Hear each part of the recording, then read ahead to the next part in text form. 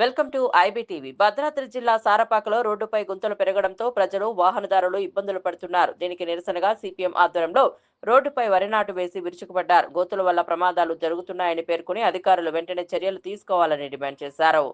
ఎక్కువ మట్టిని ఎత్తు చేయడం వల్ల ఆ ఎత్తు వల్ల నీళ్లు రోడ్డు మీద ఉండి కూడా డ్రైనేజీలోకి పోకుండా ఉండటం వల్ల నడి రోడ్లో నీళ్ళు నిలబడి ఈ రకం గోతులు పడుతున్నాయి. కాబట్టి ఆర్ఎంబీ అధికారులకు ఎంత చెప్పినా కూడా అసలు వాళ్ళకి చౌకర్ ముందు ఉన్నట్టుగా ఉంది. అందుకోసం ప్రభుత్వం అధికారులు వెంటనే దీనికి చొరవ తీసుకోవాలా. ఇక్కడ చుట్టుపక్కల ఉన్న ప్రజలందరూ చాలా ఇబ్బంది పడుతున్నారు. ఇక్కడ బొద్దుల గోతులు పోయే రోడ్గా మరి మొత్తం ముందుగా ఉంది.